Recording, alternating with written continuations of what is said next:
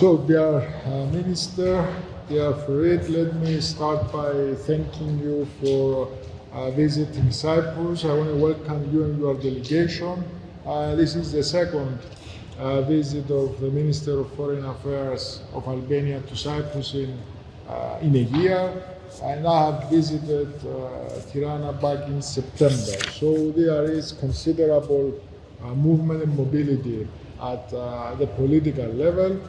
It's also important to note that this year marks the 35th anniversary since the establishment of diplomatic relations between our two countries, and we have witnessed through these contacts that there is a growing and intensifying political momentum trying to push the bilateral relation forward.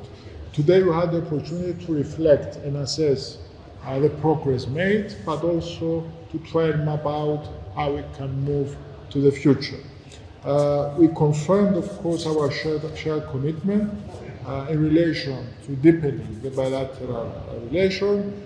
We agree that we need to intensify dialogue, political dialogue and technical dialogue at all possible levels. We reviewed the institutional framework, which is solid, but there is always, we agree, room for further improvement. We also focused on significant aspects of sectors upon which we can build and try and explore untapped potential, like tourism, investment, services, the digital transformation, education, and we have tried to set out a pathway, a roadmap of moving ahead with meetings of the chambers of commerce, of the business and invest communities in the forthcoming period.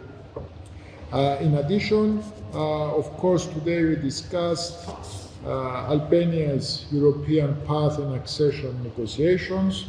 Back when I visited last September, we made a promise as a forthcoming presidency that we will be an honest broker, a facilitator of the remarkable effort of the reforms that have been carried out by Albania and its government.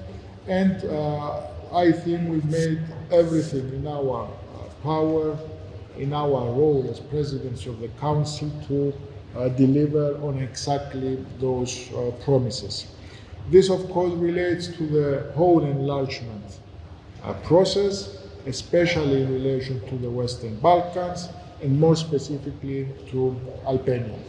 I would like to take this opportunity to congratulate you, Minister, for the significant progress that the EU has documented and has responded to in the last few months. Today, I firmly believe that Albania stands closer than ever to its European future. There is some work to be done, but rest assured that in that process, Cyprus will remain an honest facilitator. In addition to that, we had today the opportunity to go through some regional matters, and some of those we'll continue the discussion about later on. Relating to the Western Balkans, I already touched upon the issue. This is an area of priority for the European Union. This is a geopolitical, strategical goal of the European Union, and the accession process is directly connected and linked to that priority. The enlargement process must take place in a way that is creating a positive environment for both the EU and the countries involved. So in general, we encourage the reform agendas of those countries to proceed, and we want to make sure that the EU will offer the necessary reciprocity, something that has not been always clearly the case in the past. Finally, as regards the Cyprus issue, I briefed my colleague about the latest developments.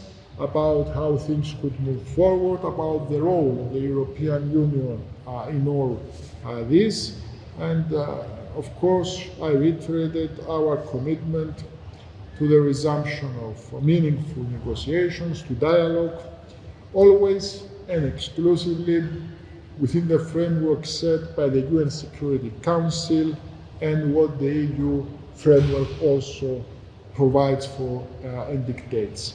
And I want to take the opportunity to thank Albania for its principled stand and its European positioning as regards the Cyprus problem.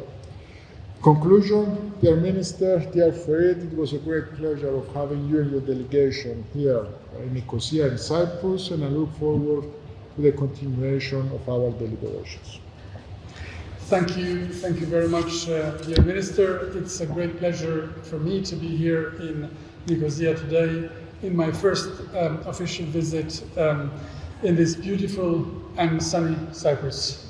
And I'd like to thank Minister Kombos, dear Constantinos, for the warm hospitality and for the very constructive discussions that we had, including with everything that you just shared here.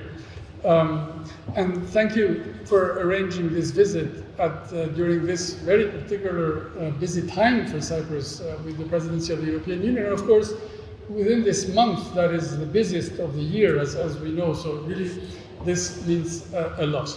And you mentioned that this visit coincides with the 31st anniversary of establishment of our relations, but also this provides me the opportunity to say how much we appreciate it, despite the fact that there's still a week to go until the conclusion of a presidency, but a presidency that, by the evaluation of everyone, including ourselves, has been a very successful one that has really played a prominent role in driving the European Union agenda, but also making sure that the program and the promises that were made were carried out through. So congratulations on that as well. I'm here today to reaffirm the strength of our partnership, build upon a commitment for enhanced cooperation and sustained constructive political dialogue at every level. I was very happy to meet and honored to meet today with the President, to meet with the Speaker of Parliament, and of course the Minister. We had, as I said, substantive discussions on a number of issues, and of course we will continue the discussion over lunch in a while. It cannot be overstated how much we have appreciated the focus that Cyprus has placed on enlargement as a policy, as a central policy, but also putting it at the heart of the European Union's agenda and recognizing it as a strategic investment in the European Union's long-term peace, stability and prosperity. We have also greatly valued the Presidency's steadfast adherence to a merit-based approach, ensuring that progress and reforms are duly recognized and rewarded. And in this respect, the positioning of Cyprus in pushing for the enlargement in general, for enlargement in the Western Balkans in particular, and specifically for the Albanian dossier, has our gratitude.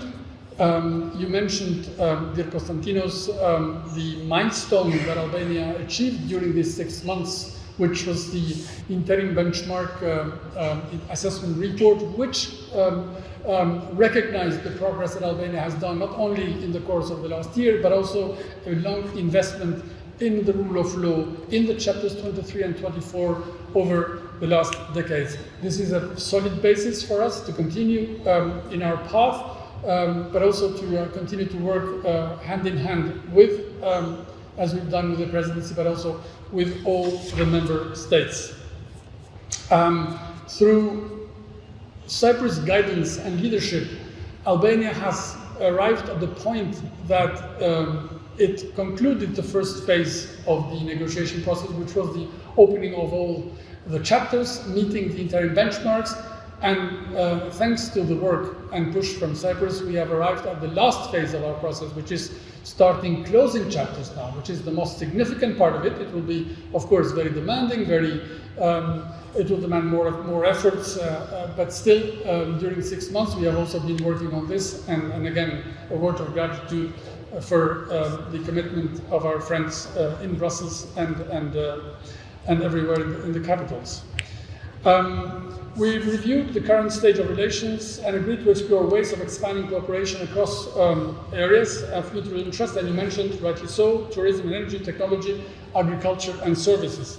We agreed to make sure that we encourage other colleagues to really push in sectoral issues and to see how we can make sure that our business communities, our Chamber of Commerce, our institutions who deal with trade and relations and investments get in touch and see and explore what we think is a potential that we need to tap.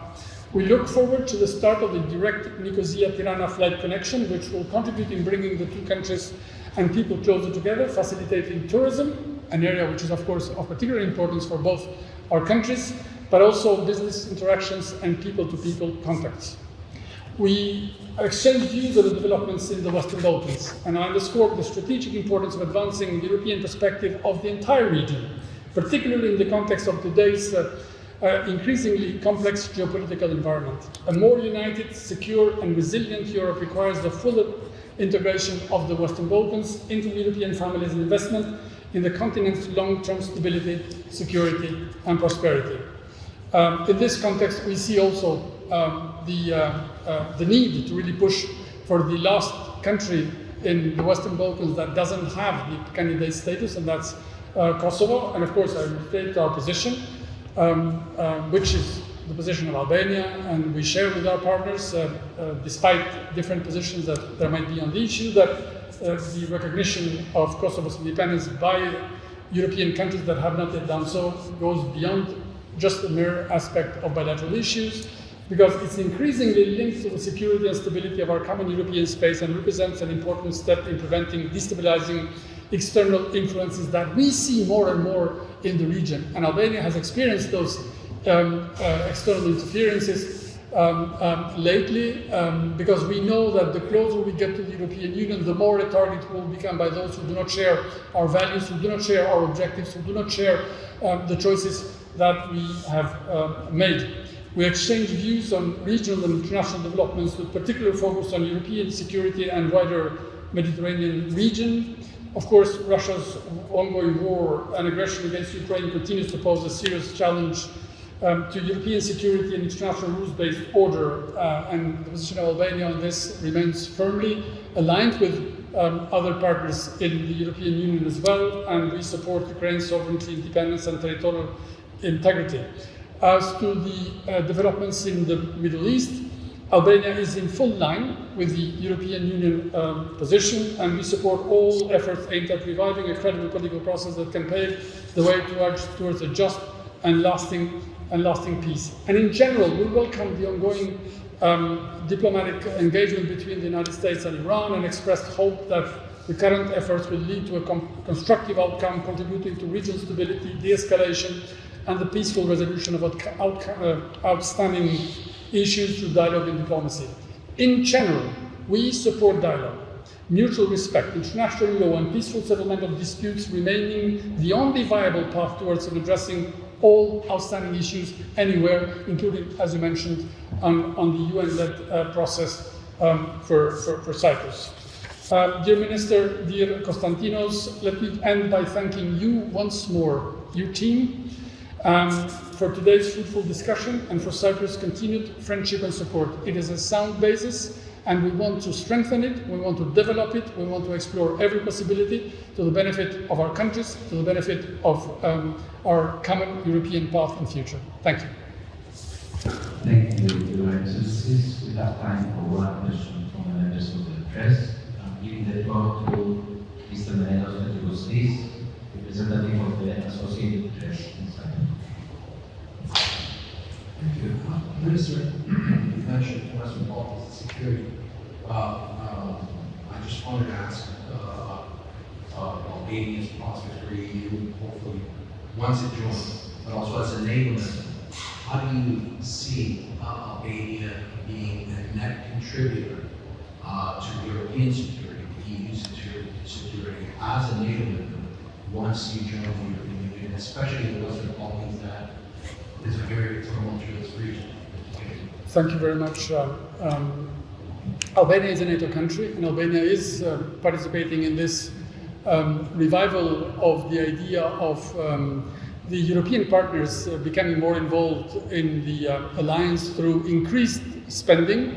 We have made the commitment to increase gradually every year our spending for defense, and we plan to meet the target of 5% through 2035. For this year, we will be increasing substantively our defense spending, and we will reach in both categories 2.2 in defense spending plus 0.4 in acquirement of armament and weapons and development of the industry. So we plan to arrive at 2.6 by the end of this year, which is a sizable contribution. And of course, that goes hand in hand with what we foresee also as part of our contribution through the European Union process, negotiation, membership. We look very closely at the defense policy. That is, of course, a new dimension of European Union common policies. We are part, as you certainly know, we align 100% with the common foreign and security policy of the European Union. So we already contribute in different missions of the EU-led missions of the European Union. So we project ourselves as part of the European dimension of NATO. And I'm sure that in the future, the European dimension of NATO and the European Union policies will converge more and more. We want to, Albania has been investing and will continue to invest in regional cooperation. We will do that first through dialogue cooperation, through taking measures that bring our countries, our people in the region closer to each other, because the best investment for us is cooperation, understanding. It's creating spaces for everyone to come together and creating the same spirit that the European Union created after the Second World War. When those who were fighting for years, decades, and hundreds of years came together to build something in common where are no losers but only beneficiaries, this is the spirit that we have in the Western Balkans as well. This is something that we have been doing, are doing, and will continue to doing, despite everything that it's also related specifically to defense core budget and contribution and revival of the industry.